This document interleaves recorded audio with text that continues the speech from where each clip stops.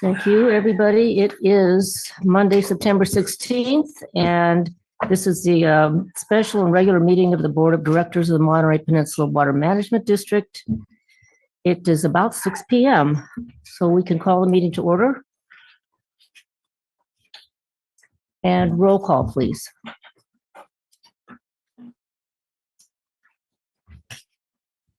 Director Oglesby? No. Director Adams? Here. Director Eisenhart? Here. Director Edwards? Here. Vice Chair Riley? Here. Chair Anderson? Here. And Director Paul is online requesting to be attending by Zoom due to illness. Because she's ill, right. Thank you. All right, join me in pledge of allegiance. I pledge allegiance to the flag of the United States of America and to the republic for which it stands, one nation, under God, indivisible, with liberty and justice for all.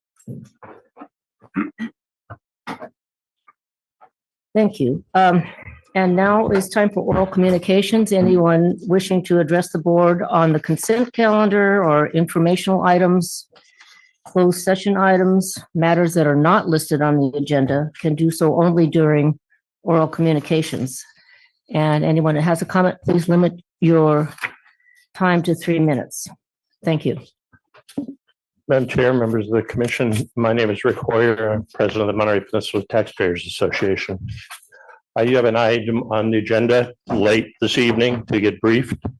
What I'm here to do is to urge you to stop spending taxpayer money fighting a lawsuit that you've already lost 3 times on. Lower court ruled against you. You asked for reconsideration of that to the lower court. They turned you down. Court of Appeals turned you down and ruled in a week when they had 90 days to actually do the ruling. I've been very clear cut every ruling. You should have sunset the ordinance, which is what your ordinance said you needed to do when you started collecting the other water fee. Please stop wasting any more taxpayers' money and now focus on how you're going to refund to the taxpayers the money that's been collected when you no longer had the right to be collecting it, some of which has been sequestered. We're happy to meet with anyone and figure out ways to help you get that done, but please stop wasting taxpayers' money. Thank you. Thank you, Mr. Hoyer.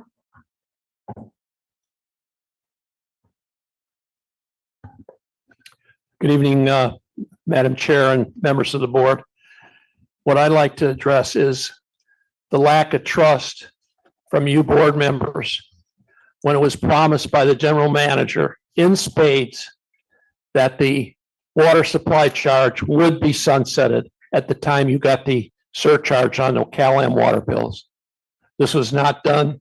Fortunately, Mr. Stolt is not here, but it was his promise that this would be done, and it was not done. Some of you were not around when he made that promise. I was here. And while he's a graduate of the same university I'm a graduate of, he's a couple generations after me. We used to have something when you gave your word that you were going to do it, you did it. But he broke his trust with the people and the taxpayers of this peninsula. And it's time for the board to jump in and take action where action needs to be taken. So I urge you to follow up with what President Hoyer said and taking action tonight. Thank you. Thank you, Mr. Rowley. Are there any more comments? Sarah? Yes, I have Melody Kristock. Melody, when you're ready. Melody Kristock, Public Water Now. I would like to know when the Taxpayers Association is going to stop wasting taxpayer money. You won, you get the deal, they're going to stop collecting it, but now you've got another lawsuit. And I mean, you're wasting our money because they have to spend all this legal money to fight you. So can you just get over it? You're done, you won, and stop wasting everybody's money and time. Thank you.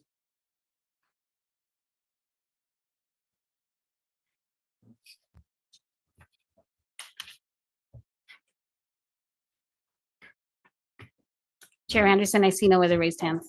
Thank you. So now we're on to the consent calendar. And are there any items that anybody would like to pull for further consideration?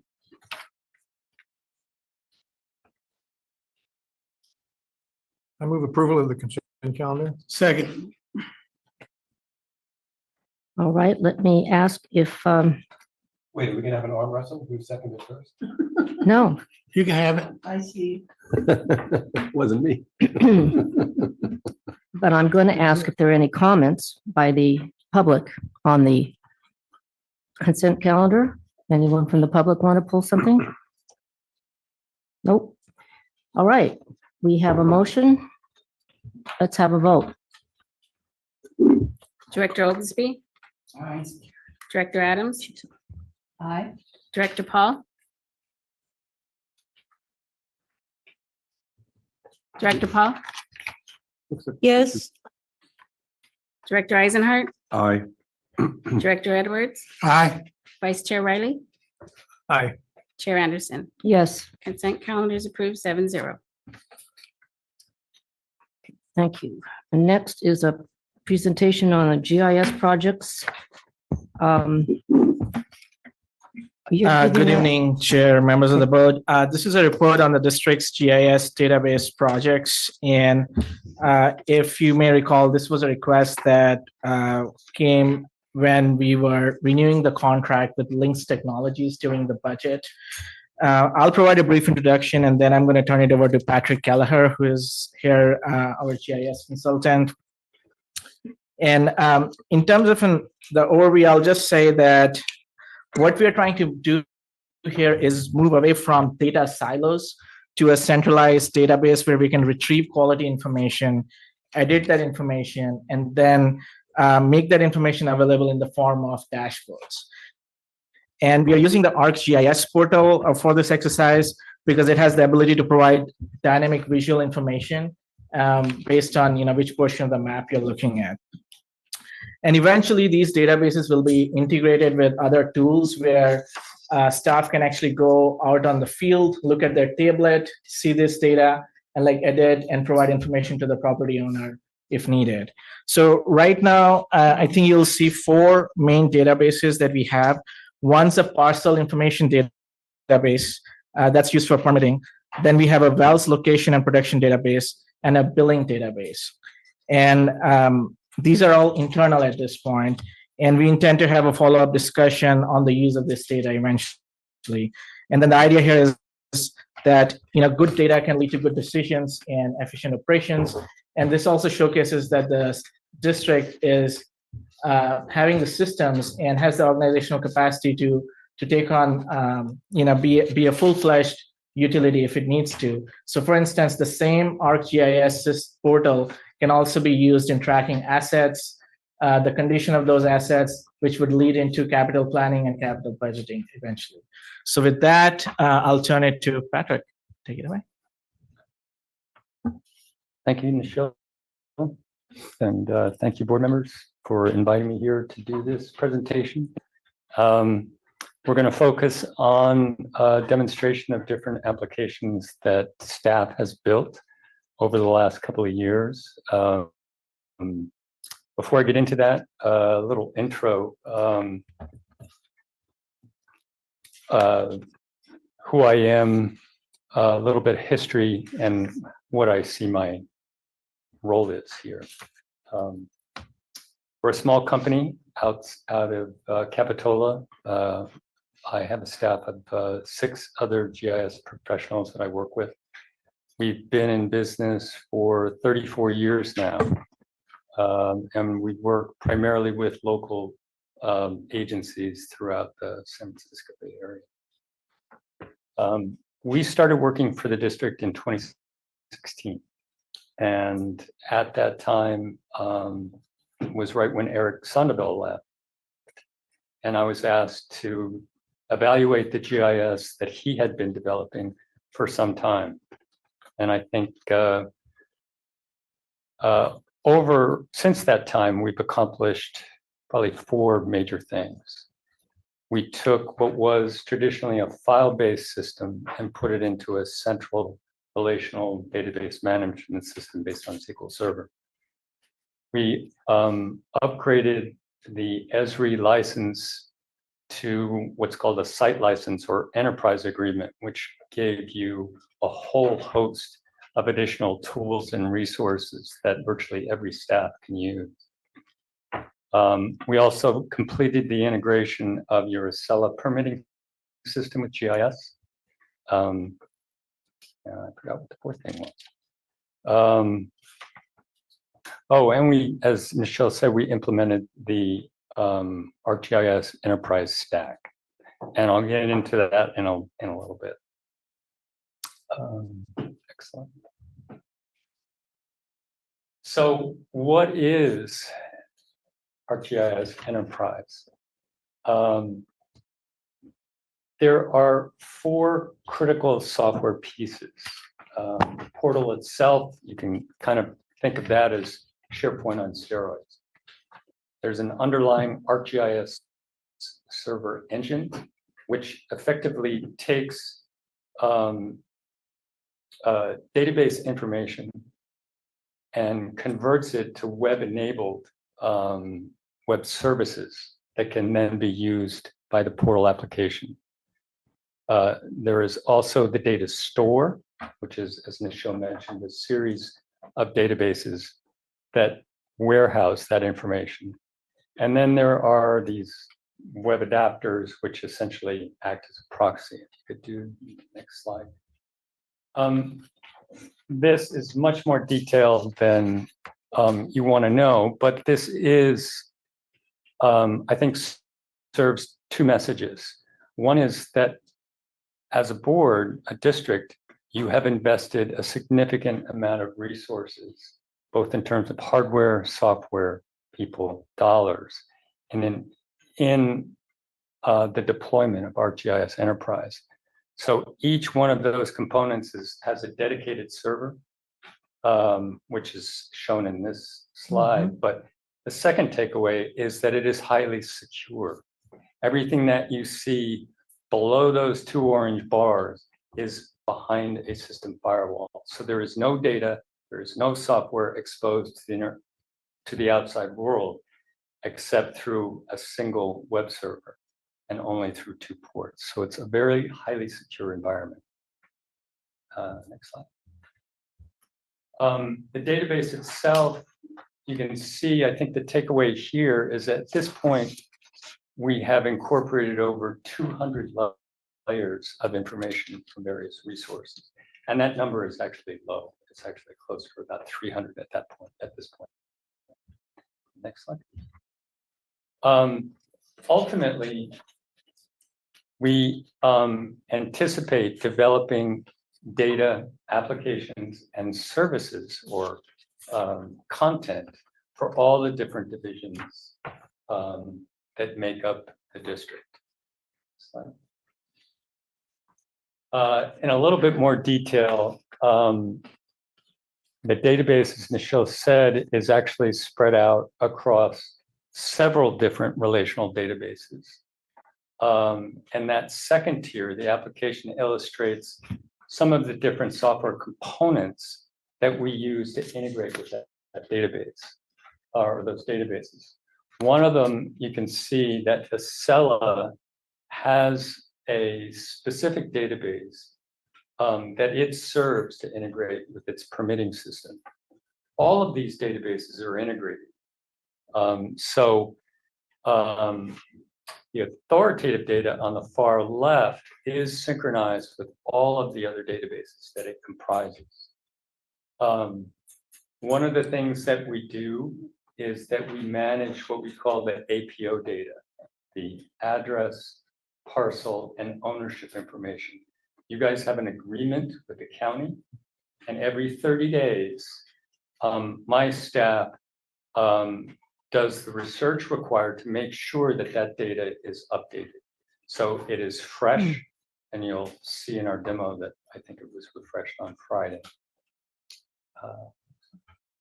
Okay, fun part.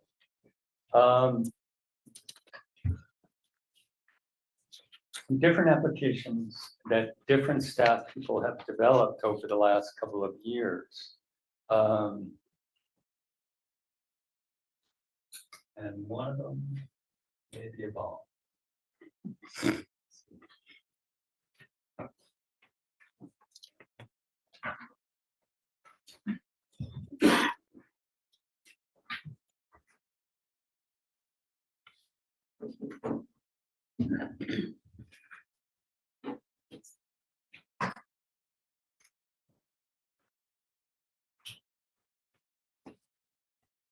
So this is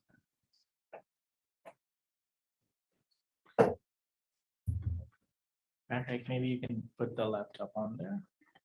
on the podium. Yeah. If there's space.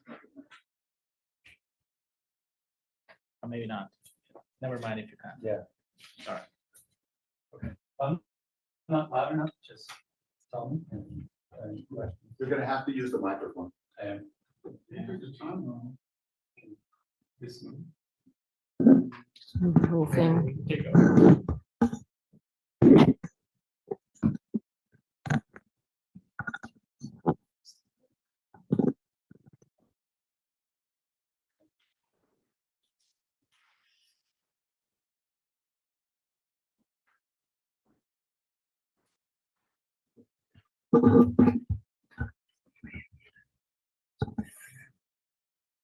Can everybody hear me?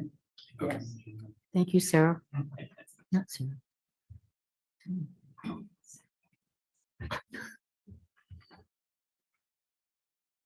Okay, this is the front end of I Portal. know, man. And See it. at the moment, only internal staff see this. We can expose data to the public, but that will be determined by board action or by people beyond the book. So I want to start with a simple application and then get fancier. So this was one that we developed quite a while ago. And it was for the permit center, and there we're just wanted to answer a basic question. If I give you my address, what administrative districts do I live in? Or so I can put in an address, finds a search thing. So, and it returns 5 results. So I mean, this particular address is in the Monterey Peninsula Water Management District. It is in the Mount Paso Entitlement District. And these are the other.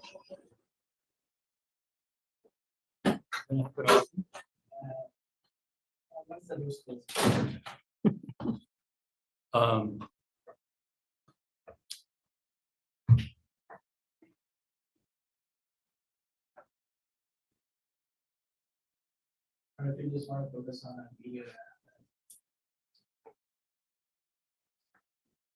Yeah, we'll get there. So the idea here, though, is that this is a data-centric response, but behind the scenes, it is actually doing what's called a spatial intersection of additional layers that are behind the scenes and returning that result. This isn't in a canned, pop it up and provide these attributes. It's a fairly simple app, but it answers the question, what districts do I live in?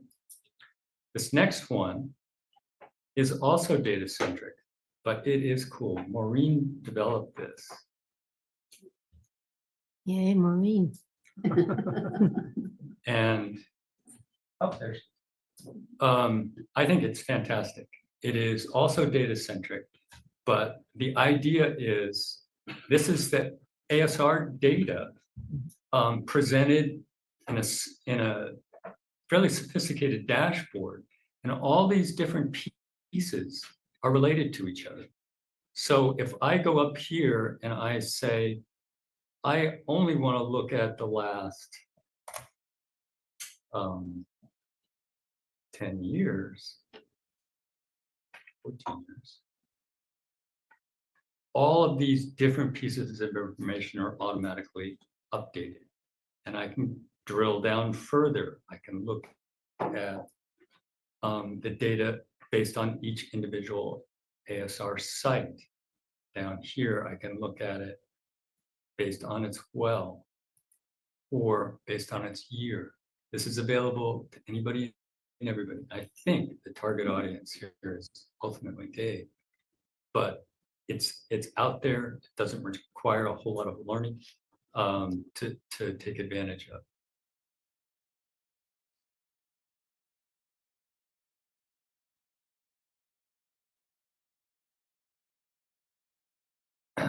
Third app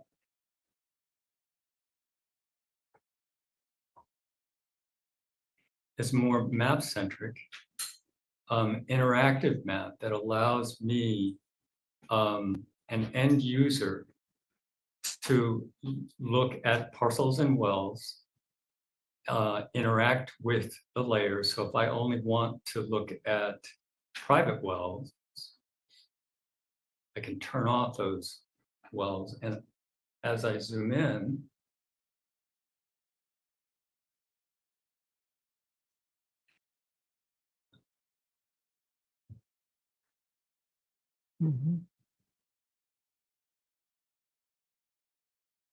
now I get the parcels. So now I can see where those wells sit on the land. Also, I can click on any of those wells. And a wealth of information integrated from various different tables warehoused in that wells database is available with simply a click.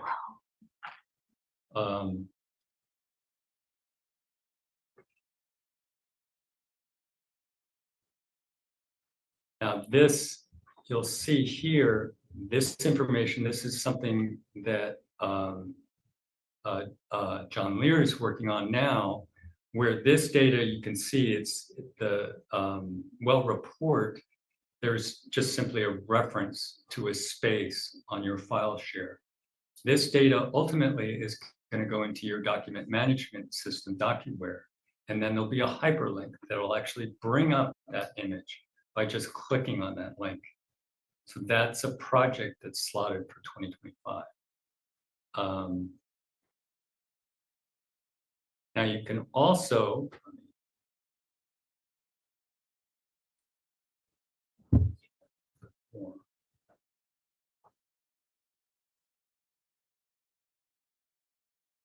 each of these numbers represent the actual situs address for that property. And if I click on that property, I will also get the assessor's information for that property. Again, this is internal only. What we expose to the public is going to be up to you, and what fields would be exposed to the public will also be determined by management. But here's one, oops. I just did.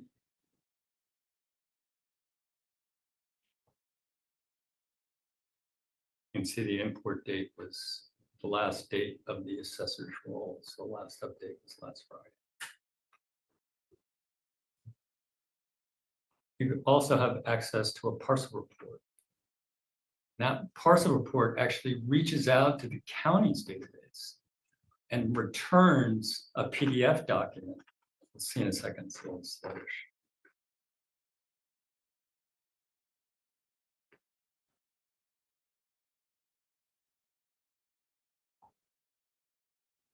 Very sluggish.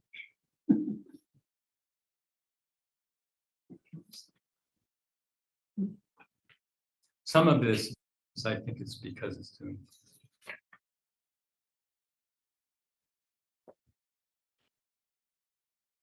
Okay, so here's a mashup of the parcel and about 100-foot buffer, and all the information that's at the county planning office.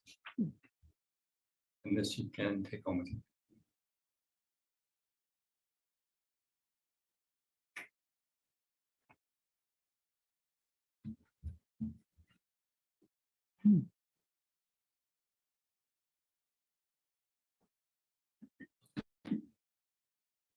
So does the county have the same system, or does the county just have Excella and that's where it interfaces? No, good question. The county does have ArcGIS Enterprise as well. And they actually provide their data as a resource that could be shared within the district. So they actually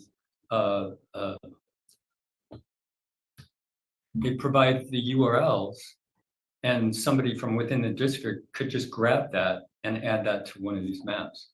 So what I did in this case was I used one of their apps from that resource to say, oh, go build me your report for this particular parcel.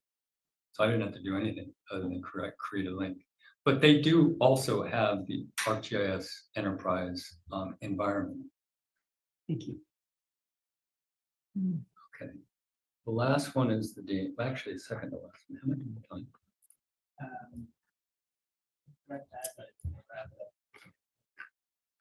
Okay, this is from what I heard earlier is a little bit of a bomb. So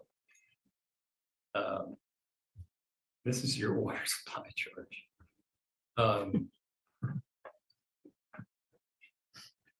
So this is again an interactive map-centric tool that provides a map that you can interact with and analytics that summarize the content about a specific layer, in this case, the water supply charge.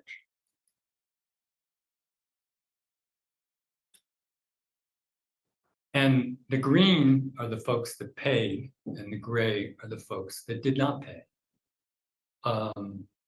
At the top, it shows you how much was taken in within the district for the last calendar year, and the total number of parcels that were assessed a fee. These next three describe within the map area how much money was collected within a given map area, as well as how many parcels were assessed and how many weren't. And at the bottom, it shows you the distribution of monies based on their meter size. And on the left-hand side, it gives you a quick summary by parcel owner and the amount that they paid. If I click on any one of those, it will take me to that parcel, and I can actually look at the details of how they paid, as well as some of their assessed valuation. I can also look at that data in a table or another chart that just summarizes their land and assessed value. The point is not so much this specific application as much as what virtually any staff member could build on their own. I'm an administrator of your system, but the idea is that this provides the tools for virtually anybody in the organization to build for their own business requirements. So that's the end of the demo. I'll leave you with one last slide. We stop sharing.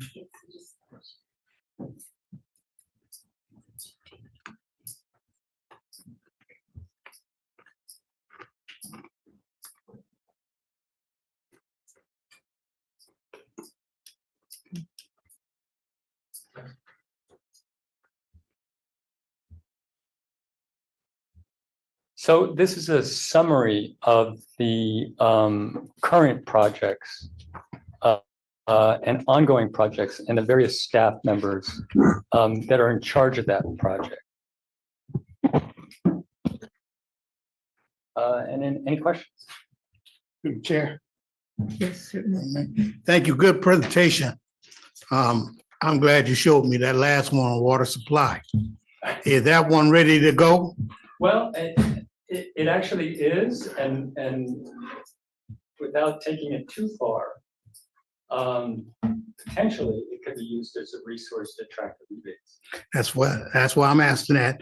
And how far back will that go?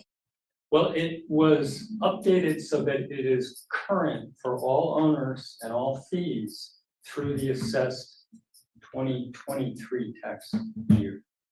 Okay. Well, I thank you for your presentation. Now I know the money is going to good use.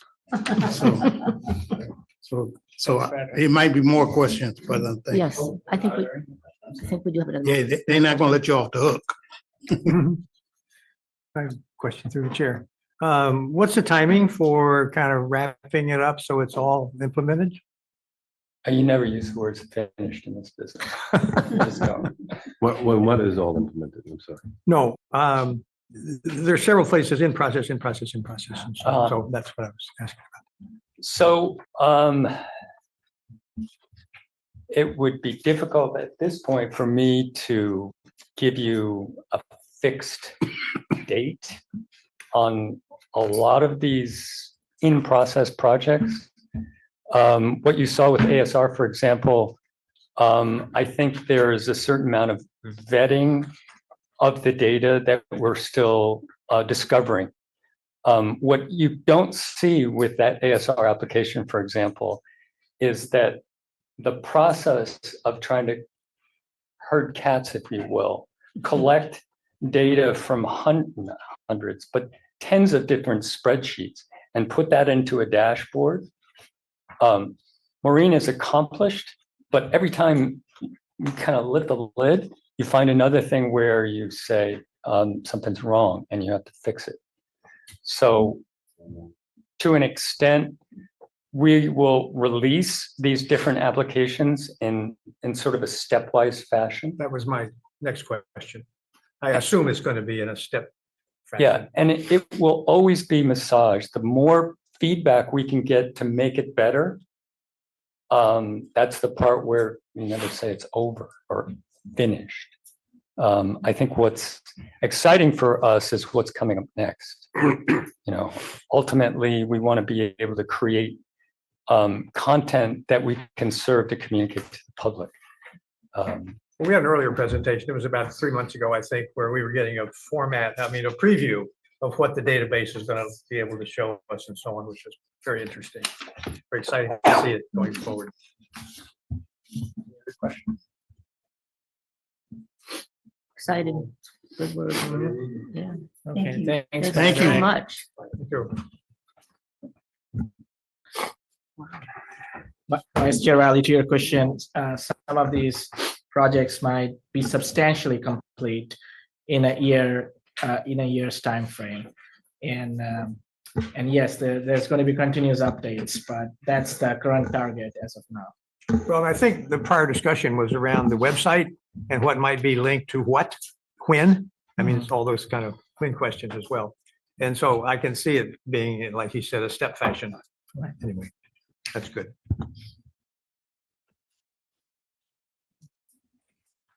Right. So General Manager's report. Good evening, General Manager.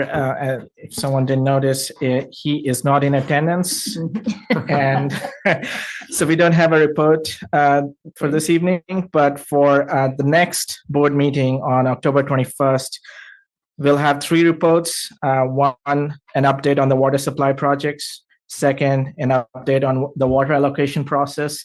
And then the regular status report on CalAM's compliance with the State Water Resources Control Board and the Seaside Groundwater Basin adjudication decision. So that's for next time. Okay, thank you so much. Madam Chair, Yes. just one question, since we have the district engineer here tonight, ASR, are we going to be on time?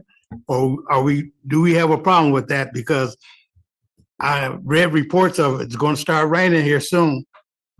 So are we going to be ready in December, or are we a little bit behind? We will be ready. Come on up, so put you on the record. We will be ready, definitely. We'll schedule a meeting with Caroline. We can't inject until December 1st. And it takes several inches, I want to say on the order of, I hope John and Thomas will jump in, on the order of 6 to 7 inches to fill that dam so it spills. And then when we have enough flow and the biologists have gone through the river to make sure that the fish have passage, then we can inject. So even if we get like 2 inches tomorrow, we wouldn't be allowed Right, to. and I understand that, but I just want to make sure that we are ready to go instead of hearing, we got a problem come December. So now is the time to start boom, boom, boom. Absolutely. So beating people over the head. Let's go. Thank you. That's all I had, Chair. Violence of this board. Yeah, violence. Any other questions? All right, we're ready for our report from the district council. Thank you, Madam Chair. We do have David Laredo here. I'd like to direct you to page 27 of your packet. That is our written report. I want to remind you that we do have a closed session after this regular meeting to discuss the MPTA decision and the district options there. So we'll be brief on that, but I'll turn over to David Laredo, lead general counsel for this. Good evening, Madam Chair, members of the board. Pleasure to be here. Mr. Laredo mentioned that you have a general report on status of pending litigation. The date of that is September 11, which also happened to be the same date that the Court of Appeal filed its decision in the MPTA case that Mr. Hoyer and Mr. Raleigh were referring to earlier. So I'm going to run through the memo. The MPTA, Monterey Peninsula Taxpayers Association, has filed in all 6 different lawsuits against the district. The very first one, that case was resolved in the district's favor. The other 5 are still pending. It's the second case that was then heard by the district Court of Appeal. Oral arguments were held on September 5th. And although the court could have taken 90 days, the court did issue its decision in an unpublished decision on December 11th. The district's contention was that this case should have been resolved under validation statutes, and that there was a tight time period for validation to be filed. And the court did not accept that and decided this case on a non-validation basis based upon the ordinance itself on the sunset clause. MPTA did prevail, the district did not. This case technically is still with the appellate court, and there are some procedural elements that need to be contemplated, and we'll discuss that in closed session. Eventually, if the court does not modify its opinion, it will then go back to the trial court for implementation. The other pending Monterey Peninsula Taxpayer Association cases were all filed under the assumption that the district's validation argument might have prevailed, and the Taxpayers Association filed those successive cases alleging validation causes of action, and then they added to that in later cases a class action and a reverse validation action. And the reason they kept on filing was that each case put into play another year of collection of the fee. So these issues will go back to the trial court for resolution, and we'll have more clarity there unless the appellate court will modify its decision. So that's a matter still under review, and we'll have better clarity, and we'll go into closed session and we'll discuss some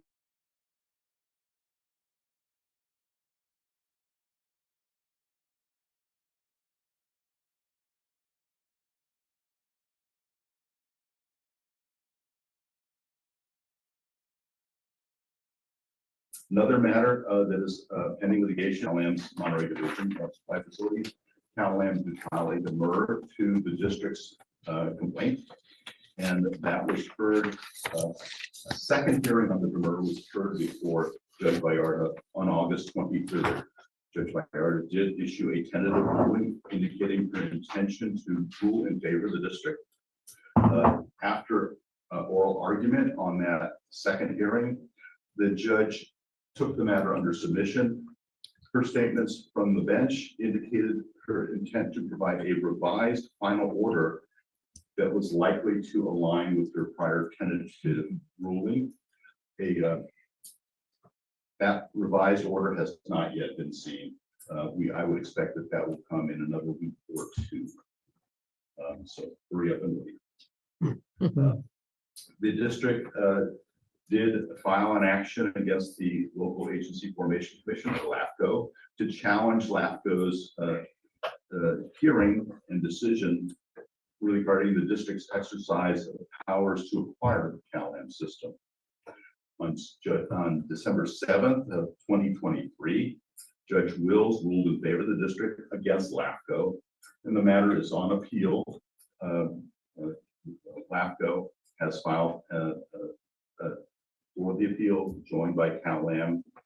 The matter has not yet been briefed, and oral argument will not be set until after that.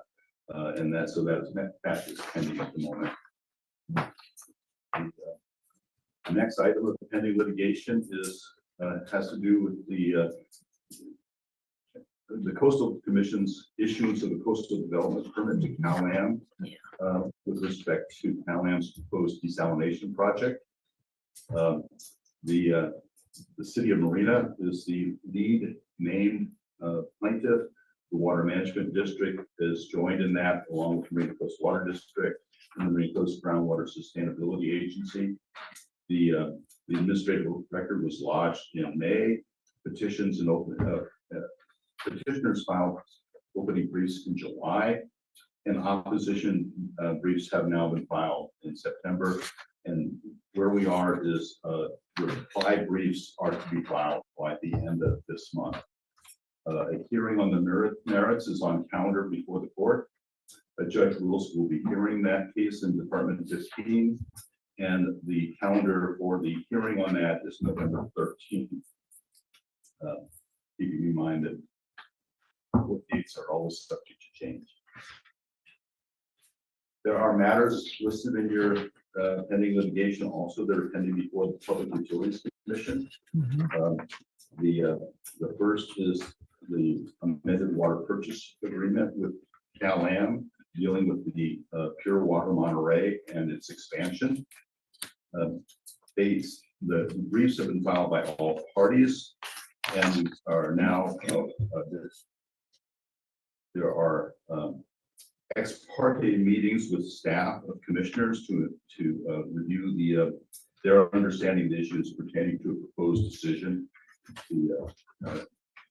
A deadline for an order on that has been extended to the end of this year, 12/31. Another matter before the Public Utilities Commission is CalAm's 2022 general rate case. The Public Utilities Commission has a triennial sequence where the PUC approves rates and charges imposed by CalAm. That case has been assigned to a new commissioner in April. A proposed decision has been issued by the ALJ, Rambo, that partially accepts and partially rejects proposed settlements by CalAm and the Public Advocate's Office. Action is on the proposed decision is expected later this calendar year. An order extending the statutory deadline in this case now extends the deadline to adopt that decision to March of 2025. The district just filed today its comments on the proposed decision, and CalAm did as well. And so now the matter wise with the commissioner, I'm sorry, with the ALJ in first instance, and then eventually the commission. And I anticipate that that will take some time yet before we hear from the commission on that. The last item before the commission is the rulemaking on new acquisitions by all public utilities. That evidentiary hearing is closed. We are all waiting a proposed decision to be issued by the assigned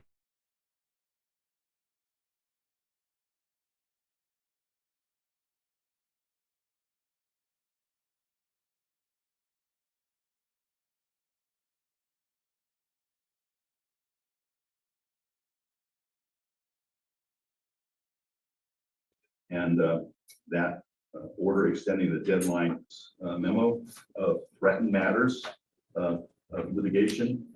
One is Cal-Am's threat of litigation against the Water Management District and Monterey One Water. And this is a threat of breach of contract related to the Aquifer Storage Recovery Agreement and to the status of ASR wells. There's no new information there. The parties have been working to try to resolve by way of a physical solution. We've had 7 consecutive agreements extending the deadlines. Cal-Am's most recent comment is that they've been working, and this is a comment to the Public Utilities Commission, is that they've been working diligently to address the extraction and injection concerns concerning the ASR4. And that they don't expect that to be resolved for several months, perhaps up to a year. But Cal-Am has made threat of litigation to the district, and that's why it's listed here. And the last item on your list of pending and threatened litigation is the Sierra Club's action, whereby they're threatening to reopen an appeal that has been closed. And this was the threat was made in a letter from the Sierra Club attorney, Larry Silver, on July 24th of 2024.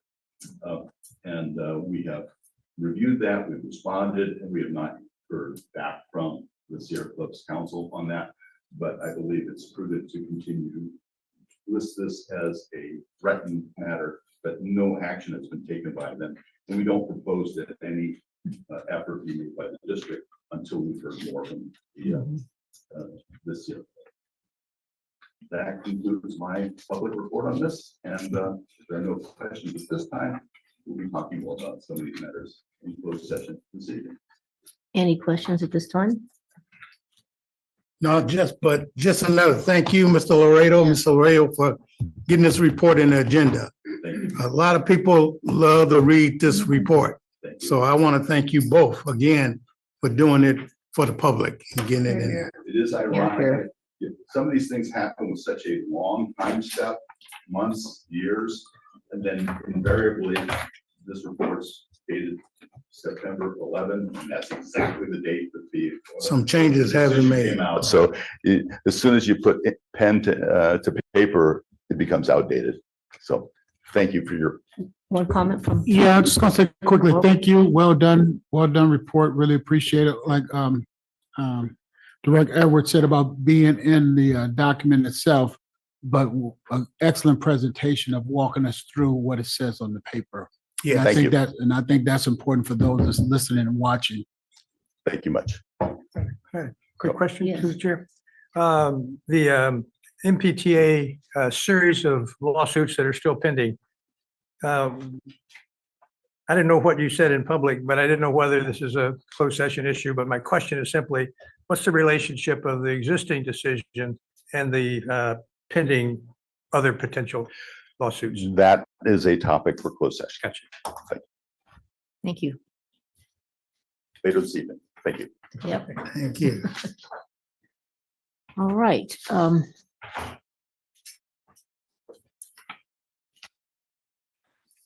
Now we are to director's reports. Did anybody want to make a report on a trip or a conference or a meeting or something you attended? Thank you, Chair. No trips or meetings that I did attend or listen to was the water allocation meeting that they had on September the 12th. The general manager and Stephanie of Water Demand gave us some on water allocation, how that is going to take place, explaining to the cities how that's going to take place. So they did an outstanding job. All the cities basically was there. We had mayors, city managers, attorneys, all attending that one meeting. And to me, that's good because they getting a basic understanding of what the presentation is going to be like when the GM go around to each city and tell them. So I want to thank them again, GM and Stephanie and the Water Demand Division for an outstanding presentation on water allocation workshop. Thank you. Thank you. I agree with that. I was watching that as well. And it was very interesting. And it's complicated, as we know. It's very complicated. And complicated to understand the layers of information that are involved because of the way the RENA numbers and the housing numbers work. That was pretty mind-blowing to people to hear the first time. We've been sitting on it for a little while. So I agree, that was very interesting. Just a quick comment as well. I have the PowerPoint from the report, and it was so easy to follow through. Right. With the general manager just going through step by step. And I found it really, really helpful. I agree. Anybody else? Yes, through the chair. Yes. I attended the water allocation presentation as well. I agree with what's been said, that it was very well done. And although I couldn't hear all the questions and comments from the attendees, I heard enough to get the impression that they followed, although as you said, as many of you said, it's complicated, but people were following and appreciated that we'll have an interest in coming together to get the CDO lifted when the water supply, the new water supply is actually available.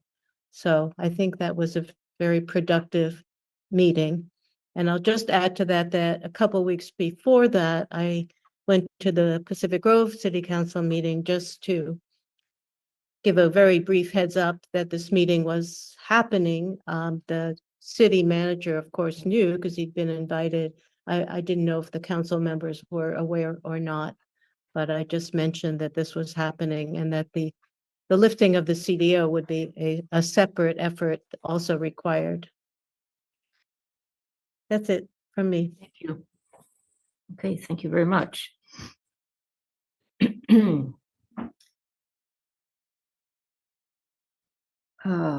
Oral reports on activities of county, cities, other agencies. I must be, that's where I just was. All right, yeah. So, public, does public want to make comments about any of this? No? Thank you. Now we are to item number 6, the second reading and adoption of ordinance number 195, adding rule 19.9 for informal bidding procedures. Oh, sorry, there. Maureen, yes, I'm wearing many hats.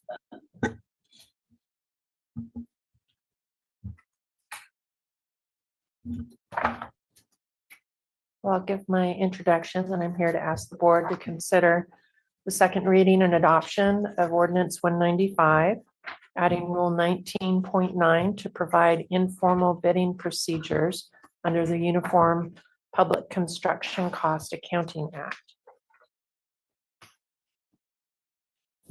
And I have a little background that I'll try to get through as quickly as possible.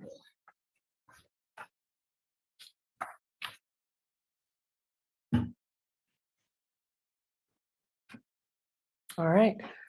The act is documented in Public Contract Code. It was enacted in 1983. There are over 1,600 agencies participating in the state. Of those 1,600 agencies, 430, over 430 are special districts, and there are 25 participating local agencies in the county of Monterey. MPWMD opted into the act by resolution 2024-04, which was adopted in April. Sarah. The Act has really two important sections on informal bidding. The first is that informal bidding is allowed up to a specific dollar limit, which is currently set at $200,000. The second is that every public agency opting into the Act needs to create their own ordinance describing the informal bidding practices and procedures. Next step. The requirements for every local agency's informal bidding ordinance is that bid notification be given via construction trade journals, which are determined by the state on a county basis. That's not unusual. We at the district have done that since I've been here. We can also use a contractors list, which is created and maintained by the district. That contractors list is organized by category of work. So we're not noticing a concrete job to well drillers. They want to make sure the notices get to the appropriate folks and not ignored. The list of contractors for that specific type of work, all contractors are notified in that area unless the product or service is proprietary. The notice must be mailed at least 10 days in advance of the bid due date.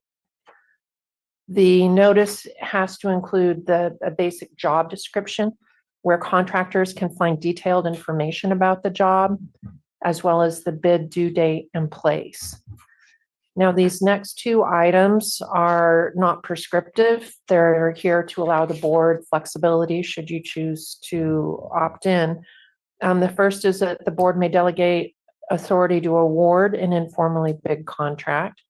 And the second is that the board may elect to award a contract for greater than that informal bid specified limit of 200,000, which that higher limit is currently $212,500.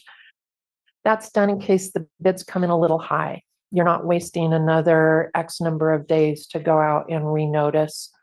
The board has that option to do that by 4/5 vote.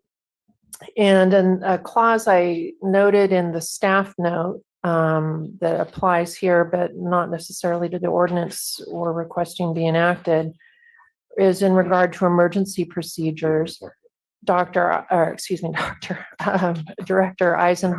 as a doctor and a lawyer, had raised the question on the difference in emergency contracting procedures between the district's code and the Uniform Construction Cost Accounting Act.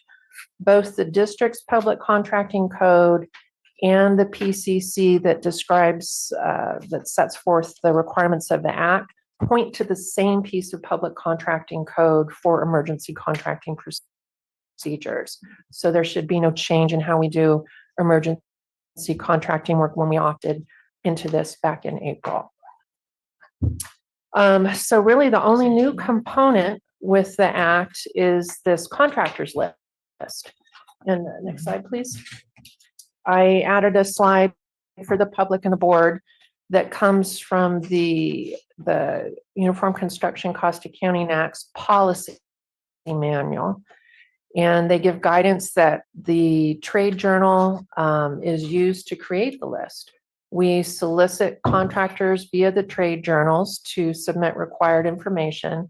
The required information is fairly simple. It's the contractor's license, their contact information, and the type of work they're interested in. Anyone who supplies the required information is included on our contractors list. Additions to the list can be made at any time, and the list is updated at least annually by placing another invitation in trade journals to join our list. Slide. So my recommendation is that the board approve the second reading and adoption of ordinance 195, adding rule 19.9 to provide informal bidding procedures under the Uniform Public Construction Cost Accounting Act. Are there any questions? Yes. Is there a cost for the contractors to join our list? There is no cost.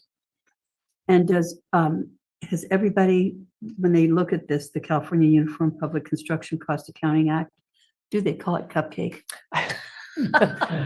We'll ask the CFO. That would make it easier.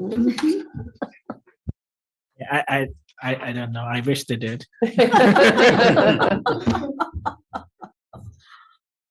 have a question. Yes. You're going through the details. You say they may delegate authority to award. Okay, that's point number one. Point number two, by the 4/5 vote. Are those two items addressed in the first reading? Yes, they are. So they're both included in the delegated authorities to the GM, I'm assuming as a reminder. They give a list of options. It will be up to the board.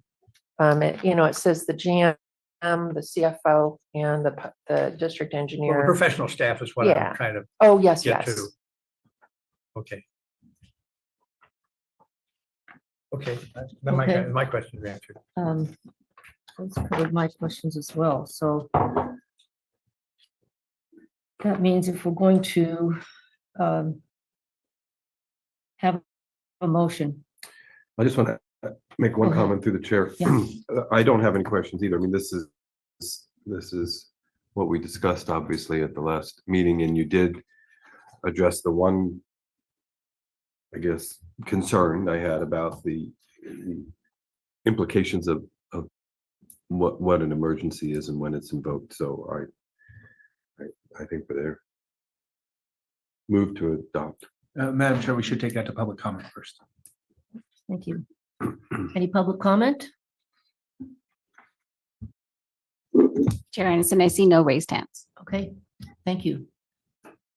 I would second the motion and also to just remind everyone that the admin committee also went over this before it came to the full board. So we were both on that discussion as well. So there's it's been a good discussion, I think, of this. And it was initiated by the professional staff here.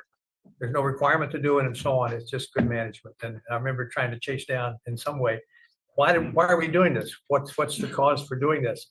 Best management practices. So I just want to remind everybody that. And thank you. Chief.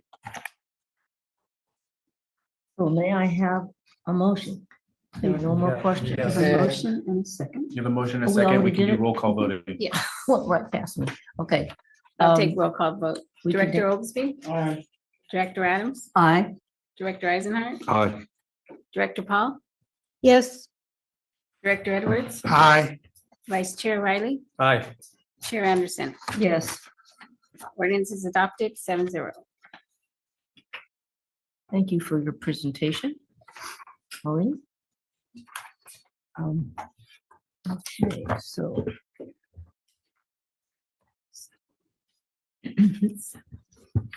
Yeah. Now we are going to consider the adoption of the October through December quarterly water supply strategy and budget. And we should have the Water Resources Manager, Mr. Lear. Yes, good evening, Chair Anderson, Board. Can you hear me? Yes. Great.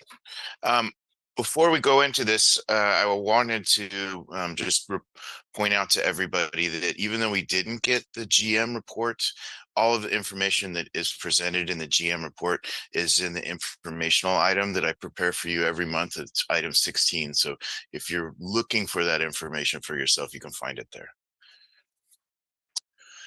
Okay, and with that, we can start public hearing, item number 7, which is consider adoption of the October through December 2024 quarterly water budget.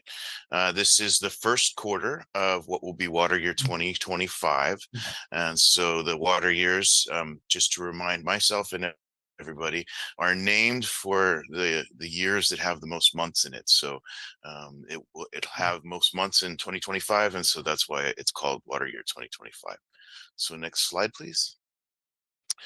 When we develop the first quarter, we don't really know what type of winter we're going to have. So the first quarter is to come up with the demand that we've seen in the past and the supplies that we have around, and then look at some NOAA and climate prediction models to see what type of water year we think we may have. And this, if you read this map, it says in our area, we're just at equal chances going to possibly slightly below.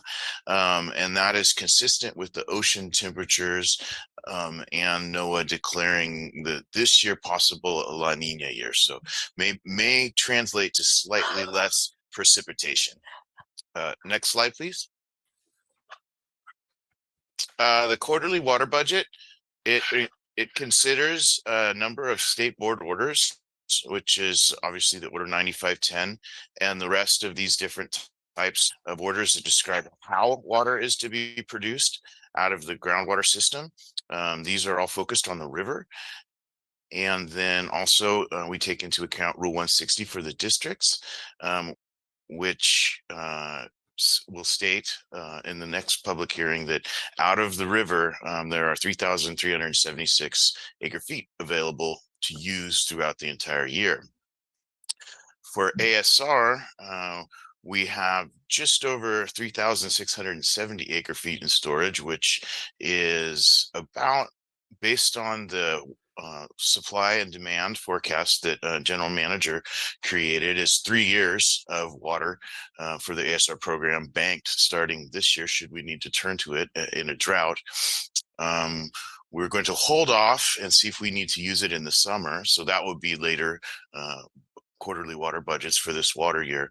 And as Maureen stated, if we get the required rainfall and we get stream flow requirements and we meet those as required by our water rights in December, which is the last month of this first quarter of the water year, we'll move into injection.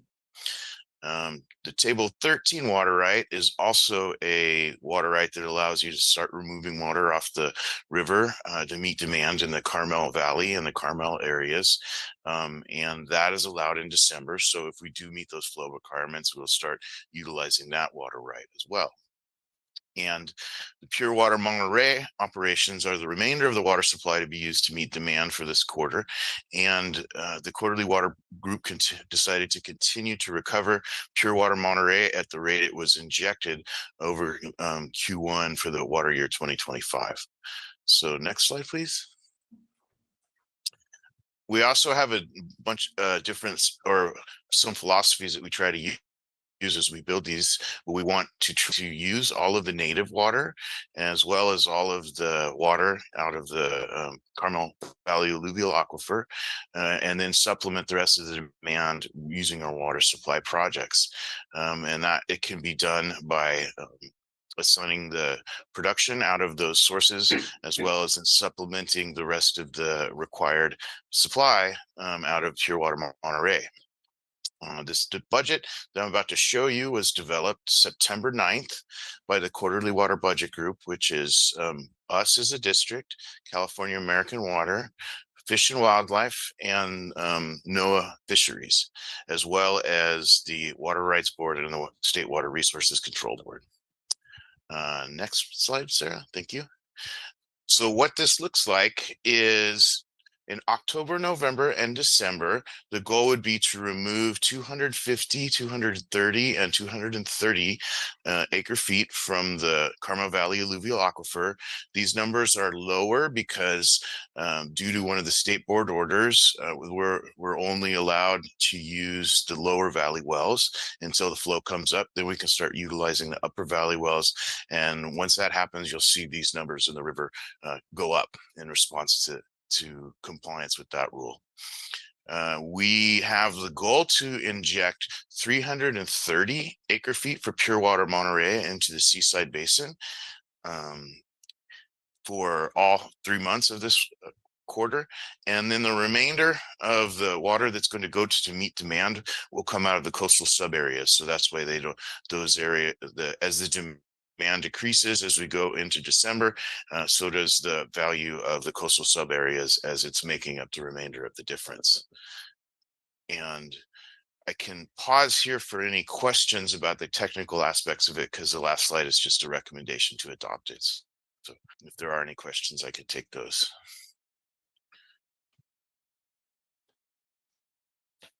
Okay, great. John, one question. Yes. It, unless I'm looking at this incorrectly, it seems like the coastal sub areas are going backwards.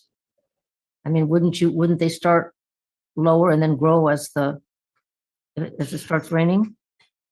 The coastal sub area, that what you're seeing there with those numbers decreasing throughout the months is the overall decrease in demand on the system. So as you keep the river at 230 and you keep the pure water Monterey at 330, then as the demand falls, the need for the coastal sub area water decreases. Thank you. Makes perfect sense. Okay, great. Next slide, please, Sarah. And so the recommendation from staff is, should the board accept this to adopt this budget for the first quarter of water year 2025, and staff will then go and file a CEQA action with the Monterey County. And that concludes my presentation. Any discussion? Questions? I don't hear any or see any. How about comments from the public? Okay, thank you. I see no raised hands, Chair Anderson. Can I have a motion? I'll move to approve staff's report. Second. All right, let's have a vote. Director Adams, Aye. Director Eisenhart, Aye. Director Oglesby, Aye. Director Paul, Yes. Director Edwards, Aye. Vice Chair Riley, Aye. Chair Anderson. Yes. Motion passes 7-0. Through the chair, while we have Mr. Lear, can I just ask one question about the general manager's report, which is item 16 that he referenced? Is that within the?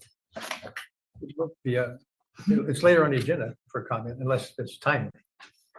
It's just sort of a timing thing. So Is he are here? you, John, are you leaving us, or can I ask you a question about the? Oh, John. You can ask me a question, and public hearing item 8 is also my item. So Okay, it's just, let me just jump in. I'll throw it out there. It's on exhibit 16B. I don't know if you have that in front of you. pulling it. Yep, I do. And I'm just feeling like I'm having a mental block here, but I'm looking at the production versus CDO and adjudication to date. You looking at that chart on the top of the page? Yes, I see it. Could you just help me understand when we compare water year 24 with water year 23, and we see the differences in actuals? Maybe is that something that you could sort of walk through just generally? I don't want to get in the weeds on that, but I just wanted to understand that. Yeah, from the high level, the target dates, what we see for targets, I think it's exhibit B, Sarah, is what we're talking about. Thank you. The targets are the sum of the quarterly water budgets that we agree to. So as we march through the year, we are summing up the actual. So it accumulates what you thought you were going to do at the beginning of that quarter, whether or not that came to fruition, different. So that's why your actual and target would look a little bit different. And the 2023 actual was the year where there was about 800 acre feet of ASR water removed, and about that same amount left in the river. And so there was actually an improvement in better use of the water rights with, one more month in water year 24 remaining to actually recover against the full water right in the river. So That's what I thought. And I remember that. Okay, thanks. That answers my question. It was the discrepancy in the actuals between water year 23 and 24 that I wanted to get some clarification on. Thank you. Okay. Let's see. Okay, you want to?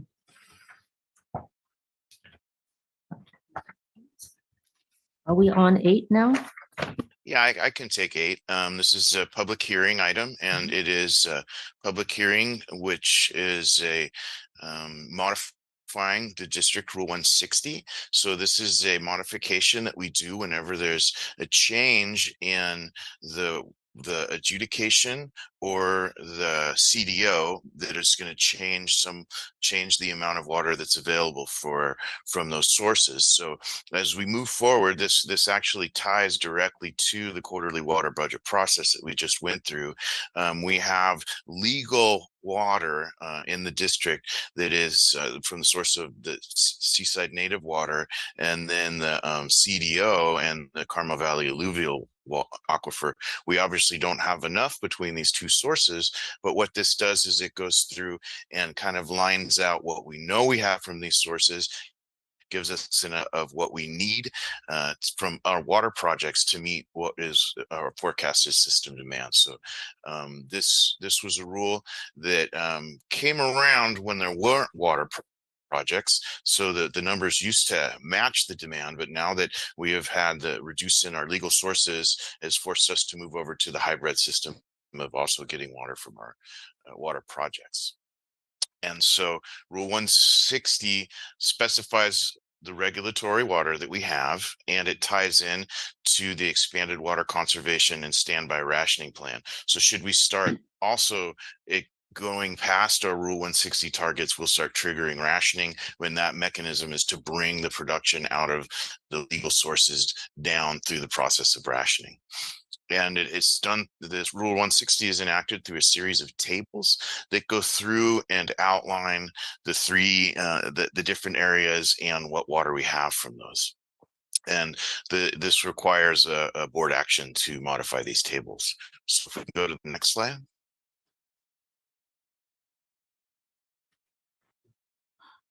And so the CDO, these are the dates of the CDO and the adjudication. And then we had Pure Water Monterey come on in 2021, and we will use that project in water year 2025 to make up the difference between the limits we set on the legal sources and what we think forecasted demand will be. So next slide, please, Sarah. We have 3376 out of the river. We have 1,474 out of the coastal sub areas. There will be some production out of the Laguna Seca sub area because the Hidden Hill system does not have an intertie to the main system, and that pumping is handled at the water master. It's a ministerial process. It's handled that the what is something that we know is going to occur, but legally we have 0 set for the Laguna Seca sub area. And when you put those all together, we have 4,850. And as we all know, our annual demand is more around 9,000 for the main system. And so next slide. We take a breakdown of percentages by months, and then just multiply that out by what we have, and that is what's listed in the rule and the process of how to create the tables following the rule. So next slide, please. When you take the total we have, we want to be following using those percentage, we want to be following producing water that's not out of a water supply project at this rate in order to have it and to have it available for the following quarterly water budgets and to not trigger rationing. And then the next table is on the next slide, and it is breaking it down by the river. And then the next slide is breaking The next slide actually did not make it in, but it will break it down by the adjudication. But the main slide, the main table to pay attention to is the first table, which is the combination of all of the legal water that we have. And so we can go to the next slide after this.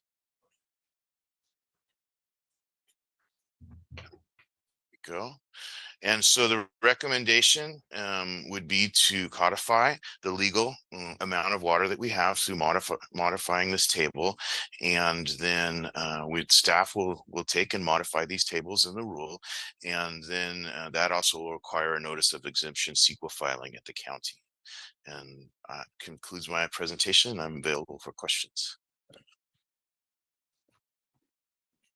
John, I have a request for you. Would you just please go back to clarify the CalAm regulatory production targets, Monterey Peninsula Water Resource System.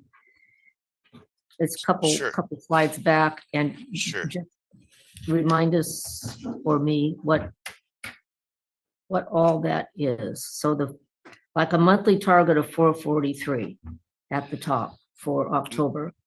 Monthly target of 443 is taking the historic percent of water that is total water that is consumed in the main system. So it's the demand in the main system by percent, and then this is saying if we have a total of 4,850 acre feet of legal water, by percentage, we shouldn't be using more than 443 acre feet of that in October. And then we keep a running total. And these are guidelines, so we want to watch them. But the mechanism of the rule was set up when there weren't water projects in this area. And it was so you didn't get ahead of your production, and then you would run out of water. And that's why it's tied to trigger rationing if you get ahead of this production rate. These are to keep us within our budget, basically, and so that's it. They're guidelines to watch if you're really overproducing these. And so we watch these along with Stephanie Locke's division, and use them in that fashion. And I don't know if I got anywhere close to your question. Well, so I when you have the water years from 2013 to 2018, you're basically, you used all those 6 years of data and averaged them, and that's how you came up with a percentage that you want to stick with pretty much for each month. Is that correct? That's correct. Okay. That's correct. Thank you. I have one question too. Sure. John, this will last for a year. The only thing that might change it is if we head toward a drought. Is that fair? This is your water with or without a drought. If we head for a drought and say the water levels fall in the river, and now we can't use the upper wells, now we can't get as much water out of the river as we'd want to. We would need to pivot and take some water out of ASR in order to meet the demand that we physically couldn't get out of the upper valley wells because they're not allowed to be used in a drought. So it's kind of, it would cause other operational problems. For example, when we didn't, in the question that just arose about previous water year when we didn't get all the water out of the river, that was due to it being a wet year and having a lot of ASR being injected. So the water that was being pumped out of the valley during the winter went against the ASR water right and not against the CDO water right. And therefore, when we got into the summer and we had to shut off the upper valley wells, there wasn't capacity to get the water out of the valley.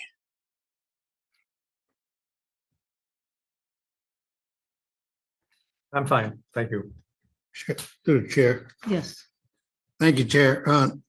John, On page 7 of this, the 3,376. If CalAm do not use all of that, can that go to another source? No, it doesn't carry over. It Is that doesn't your carry question? over. It does not So- carry over. Okay, so our best bet is to make sure that they use all that. It's to try to stay on this schedule, and as we saw, there's a plan because the water levels are the flow in the river's low right now, that there's the plan for the quarterly water budget is a little bit less than these monthly targets going through. So we need to be tracked against this, and then have it padded later when the flows go up in the river to try to remove all of this water right. There was much better understanding and planning that went into this water year, I would say, as water year 2023. That's why we're going to be so much closer. So we are talking, that is a topic of discussion during our quarterly water budgets. Right. And it's a big one because that's the cheaper water. All right, thank you. Any other questions? Anybody? Okay, I have a motion. Now we need to take out the public first. Yes, thank you. I need you here. Any comments from public or questions? Chair Anderson, I see no raised hands. Thank you. I move approval. I'll second. Go ahead to Supervisor. Give it I'll to. second. All right, let's take a vote. Director Oglesby, Aye. Director Adams, Aye. Director Eisenhart, Aye. Director Paul, Yes, Director Edward, Yes. Vice Chair Riley, Aye. Chair Anderson. Yes. Motion passes 7-0.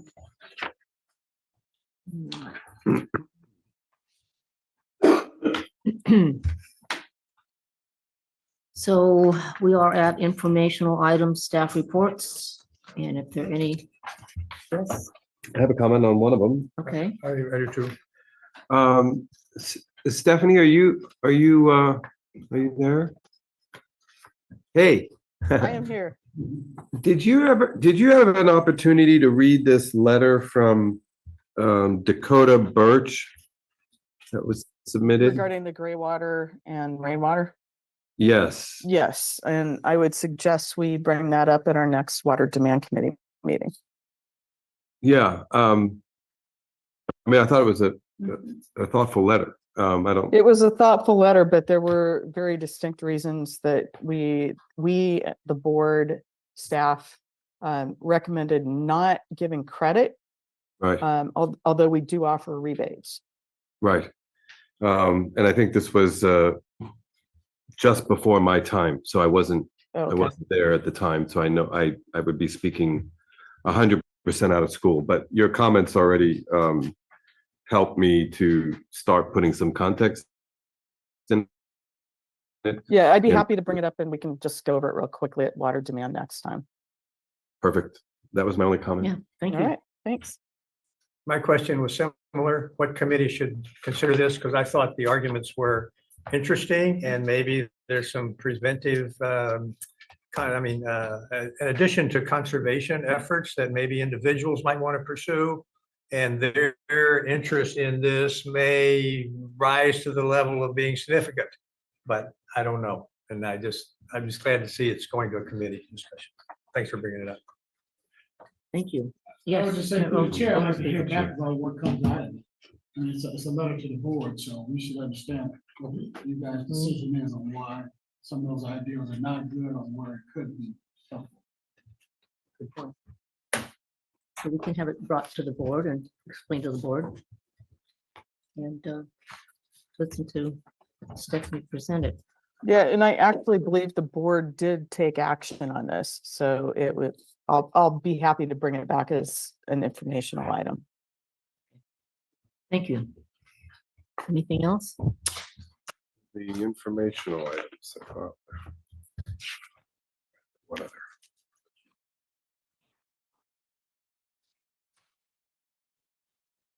No, except just to say, is my last sort of call, item number 15. I don't know why I find that very interesting, but I really do appreciate reading those. Corey Hamilton, I guess, is the one that put this report together. I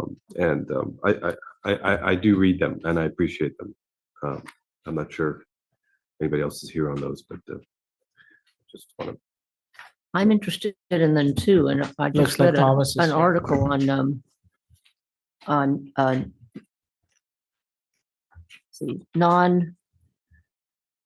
what's the word I'm looking for? Fish that are predators that are not. Pardon? Non-native? Yeah, non-native, that's what I was looking for. Yeah. That are non-native, and what a problem it is in some places in California, huge problem. Eating salmon. We all love salmon. Bass mostly were the predator that I was reading about just the other day in I think it was an Aqua Yeah. newsletter. Yeah. Yeah, so. Anyway, that was my only comment on the informational items. Thank you. There are no other comments. Then, Madam Chair, we do have one closed session that we'll be going Yes. into, and I recommend taking public comment on that item before we adjourn to closed session. okay. So, public comment on the. This is the item Monterey Parish Taxpayers Association Okay. versus the district Superior Court number 21 CV 003066, Sixth Court District of the Court of Appeal, case number 051128. Take public comment on that now. Okay, do we have any? Chair Anderson, I see no raised Okay, hands. thank you. All right, we will adjourn to closed session. Thank you.